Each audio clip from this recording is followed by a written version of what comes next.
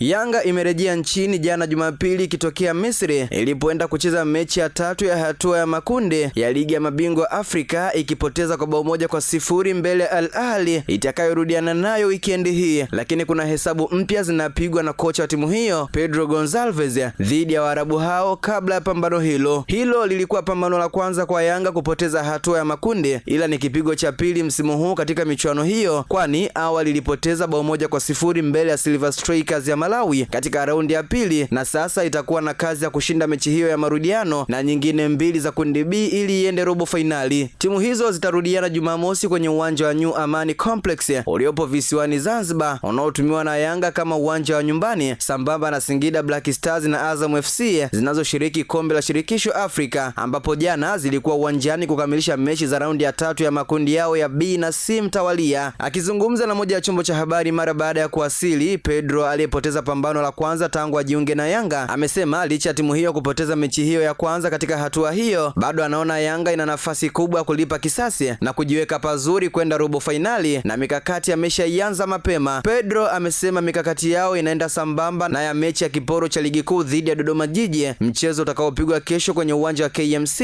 kabla ya timu kwenda Zanzibar kuisubiri Al Ahly yenye pointi 7 kwa sasa na kuongoza kundi B lenye timu za AS FAR Rabat ya Morocco na JS Kabylie ya Algeria. Kocha huyo raia wa Ureno amesema mara baada ya mechi ya ligi dhidi ya Dodoma Jiji haraka watatua Zanzibar tayari kwa mchezo wa kulipa kisasi. Kocha huyo amesema wachezaji wake waliumia na matokeo ya mechi hiyo ya ugenini dhidi ya Al Ahly, na makocha pia wameshajua makosa aliyosababisha wapoteze weekend iliyopita na kwamba atarekebisha, hasa baada ya kujua pia upungufu wa wapinzani wao hao na kuwatengenezea mikakati ya kuamaliza nyumbani. Nikimnukuu kocha Pedro amesema, tumepoteza mchezo mmoja haiwezi kuwa sababu ya kutuondolea utulivu na wala kuharibu malengo yetu. Sisi sio timu ya kukata tamaa. Jambo zuri, wachezaji wangu wamejua wapi walikosea na sisi makocha tunajua wapi pa kurekebisha. Tumewasili, tutapumzika kidogo, tutarudi katika mazoezi kwa ajili ya mchezo wa ligi, na tukimaliza hapo tutaanza kuangalia hii mechi ya marudiano tutakapokuwa nyumbani. Tuna nafasi ya kufuzu kwenda hatua inayofuata, lakini tunatakiwa kubadilisha matokeo yetu. Tunajua kipi kifanyike ili tuweze kushinda, hilo lipo kwenye uwezo wetu. Mwisho kunukuu. Yanga itakutana na Dodoma Jiji kesho Jumanne ikiwa na kumbukumbu ya kushinda kwa mabao 6-0 dhidi ya Mashujaa katika mechi iliyopita kabla ya Yanga kwenda Cairo kuvaana na Al Ahly na kupoteza mabao 2-0. Mechi ijayo ya CAF dhidi ya Al Ahly, timu hizo zitakuwa zimeanza duru la pili la hatua ya makundi. Kwa sasa kila mmoja kundini ameshacheza mechi 3, huku Yanga ikiwa ya pili na alama 4 ikifuatiwa na AS FAR Rabat na JS Kabylie ambazo kila mmoja na pointi 2, huku zikirudiana pia weekend hii. Pia Pedro aliongeza kuwa ana imani na wachezaji wake watabadilika na kucheza kwa ushindi wakiwa nyumbani ili kuongeza nafasi ya uwezekano wa kufuzu. Nikimnukuu amesema, nina imani sana na wachezaji wangu, wana ubora wa kuweza kusahisha makosa yao kwenye mchezo ujao. Tutafanya mabadiliko machache kwenye mchezo wa ligi ili kutunza ubora wa wachezaji. Mwisho kunukuu. Msimu uliopita Yanga ilikwama kutinga hatua ya robo finali baada ya kumaliza mechi 6 ikivuna pointi 8 tu, ikizidiwa na Al Hilal ya Sudan iliyoongoza kundi na MC Alger zilizofuzu hatua hiyo japo nazo ziliishia njiani. Imeandikwa na Khatim Naheka na kusoma kwako na Hamza Saif.